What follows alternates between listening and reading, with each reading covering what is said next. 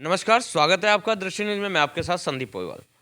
दोस्तों, जैसे कि आपको पता है कि हम समय समय पे आपकी मुलाकात करवाते रहते हैं। आज फिर से एक बार हम मुलाकात करवाने जा रहे हैं एडवोकेट संजीव वर्मा जी से, जो कि हमेशा सुर्खियों में रहते हैं, कहीं धरना प्रदर्शन पे तो कहीं गरीबों के हक की आवाज़ के लिए।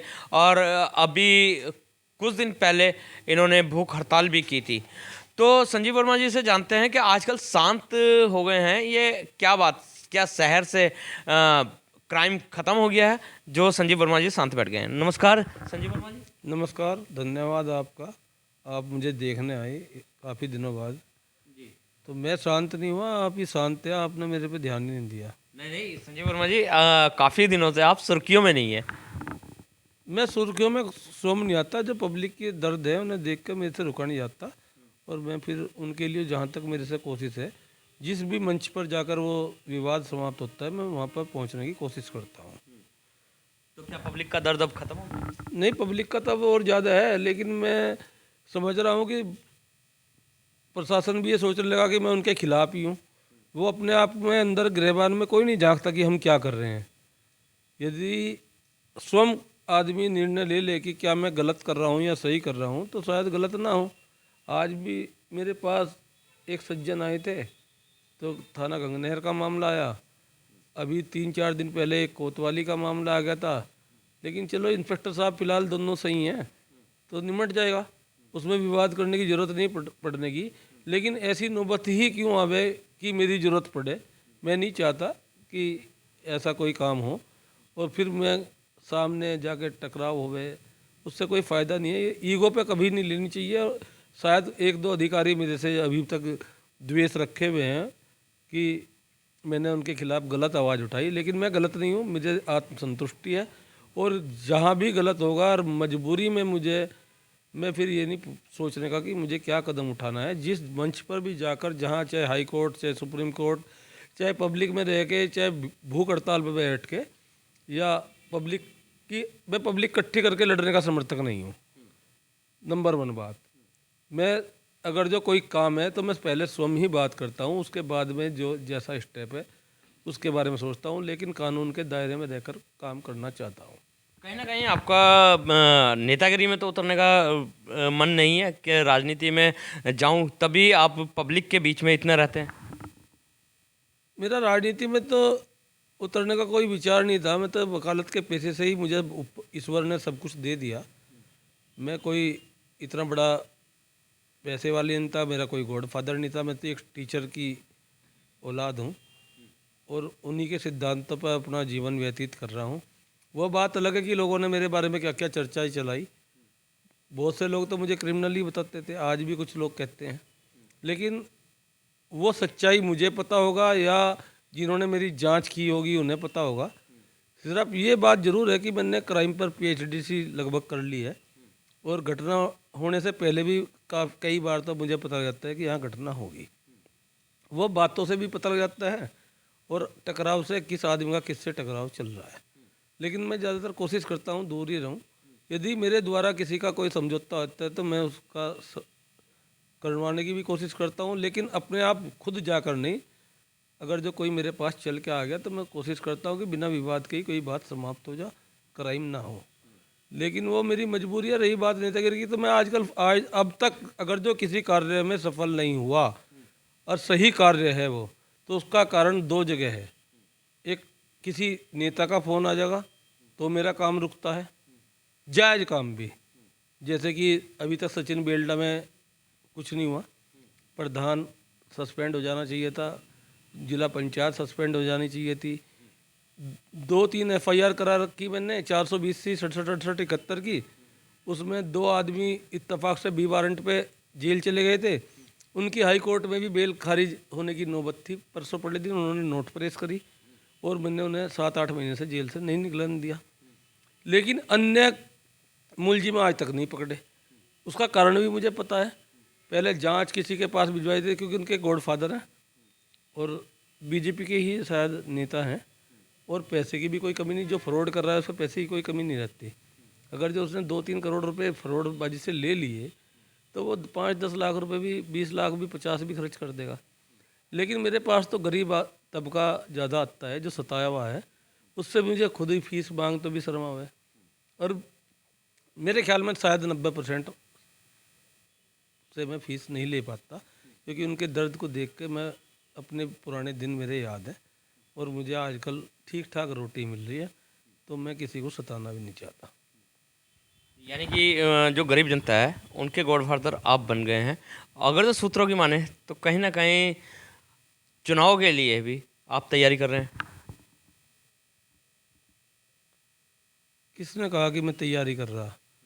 मैं तैयारी नहीं कर रहा, लेकिन यदि ये पब्लिक है, वैसे तो ये है कि पब्लिक चाहे तो एक आदमी को धरातल पे ला दे और चाहे तो आसमान पे बिठा दे।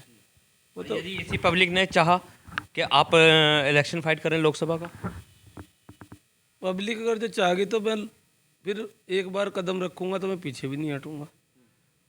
और यदि उन्हें मेरे से कुछ आशा होगी तो शायद मैं खरा उतरने की कोशिश करूँगा, नहीं कि पैसे कमाने के लिए। अगर जो मेरा कोई कदम होगा वो पैसे कमाने के लिए नहीं होगा, सिर्फ जनहित के लिए होगा। अच्छा आपने बोला यदि पब्लिक ने चाहा कि आप इलेक्शन फाइट करें और पीछे नहीं हटेंगे, लेकिन दिग्गज दिग्गज लोग चुनाव में होंगे, कैसे सामना करेंगे आप? ये तो ईमानदारी का सामना है। 56 साल की उम्र होगी, आज भी लोग कहते हैं कि गेटअप बहुत अच्छा रहा, रंगा रहा। तो ईमानदारी तो चेहरे से भी झलक जाती है। और ऐसा नहीं है कि लोग मेरे व्यक्तिगत उसे जानते ना हो, मुझे व्यक्तिगत रूप से काफ़ी लोग जानते हैं। मैं कोई नेतागिरी या ड्रामेबाजी से कोई वो नहीं हूँ। तो ईमानदार तो अगर तो देखा जाए तो लोकसभा के जो पहले सांसद हैं निशंक जी, वो भी ईमानदार हैं।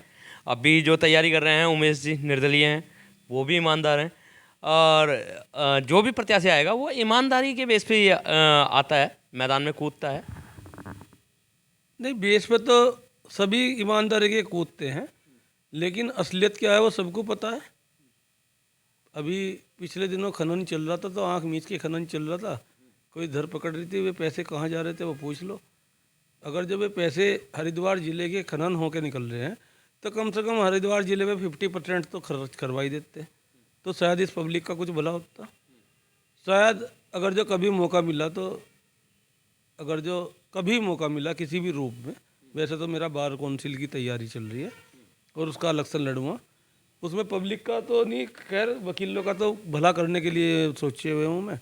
और 20 तारीख से शायद नैनीताल चला जाऊँगा, और नया साल नैनीताल बनाने की इच्छा है अधिवक्ताओं के बीच में, क्योंकि मेरा परिवार नंबर पे तो अधिवक्ता समाज ही है, जो मेरे लिए मेरे दुख दर्द में मेरे साथ हैं। लेकिन जिन गरीबों के आप मसीहा हैं उनको, वो भी तो आप ही के परिवार है। उन गरीब लोगों ने या उन दबे कुचले लोगों के कह सकते हैं कि जो कि कहीं ना कहीं न्याय से दुखी हैं, न्याय नहीं मिल पाता है, आप उनके लिए न्याय की आवाज़ बनते हैं। उन लोगों ने अगर जो चाहा, फिर आप वकील परिवार चुनेंगे या जनता परिवार चुनेंगे? नहीं, उसके बाद में मैं अपने साथियों से तो विचार विमर्श करूंगा ही क्या करना चाहिए। लेकिन मुझे आइडिया है कि यदि ऐसी कभी नौबत आई तो उत्तराखंड में मेरे ख्याल में लगभग 15,000 अधिवक्ता होंगे। मैं ये तो नहीं कहता कि सभी आ जाएंगे, पर कम से कम 10,000 की तो कोशिश ये होगी कि यदि मैंने कदम बढ़ाया तो वो मेरा पूर्ण रूप से सहयोग करेंगे। और ऐसा नहीं है कि हर एक आदमी का कोई ना कोई रिलेशन रहता है, तो वो रिलेशन उन्हीं का नहीं, मेरा भी है।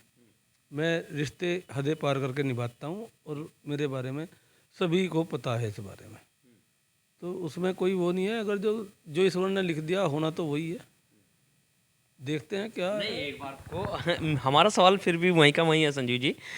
हमारा सवाल है कि यदि पब्लिक ने चाहा और आपने इलेक्शन फाइट करने की सोची, आप ही का कहना है कि कदम पीछे नहीं हटाएंगे, लेकिन उस कदम को आगे किस तरीके से बढ़ाएंगे, ये थोड़ा सा जानना चाह रहे हैं। फकीर आदमी हूँ, ऐसी पद यात्रा पर निकल जाऊंगा भाई, इलेक्शन लड़ रहा। अगर जब पब्लिक ने चाहा तो ऐसे ही निकल जाऊंगा। मेरे पास पास में वो तो है नहीं गेटअप दिखाने के लिए या ड्रामेबाजी। जैसा हूँ वैसा ही अब हूँ, वैसे ही पहले बाद में रहूँगा, वैसे ही पहले था। यानी कि प्रधानमंत्री नरेंद्र मोदी जी की तरज में कि फकीर आदमी हूँ, झोला उठाऊंगा और निकल जाऊंगा। नहीं, झोला तो नहीं है तो ऊपर वाले की दुआ से सब कुछ। अभी भी मैं कुछ नेता भी नहीं हूँ, फिर भी ईश्वर की दया से भले ही गरीब लोग आते हैं, तो मैं बीमार भी रहता हूँ तो मेरे पास में कम से कम सुबह से शाम तक क्या रात के 12 बजे तक लोग बाग बैठे भी रहते हैं, अपनी समस्या भी बताते हैं। जितना निवारण हो जाता है करने की कोशिश भी करता हूँ।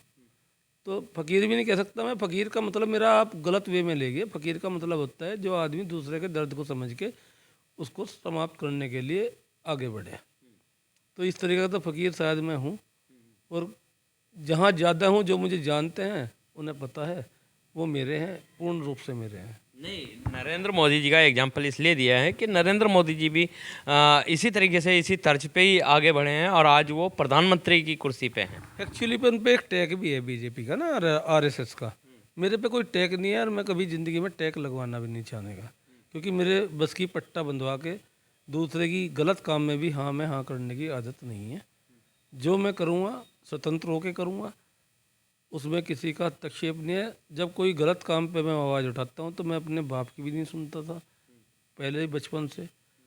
जब मेरी शादी हुई थी तो शायद मेरे फादर ने मेरे ससुराल वालों को भी ये बात कह दी थी कि गलत बात पे तुम्हें भी फजीता कर देगा।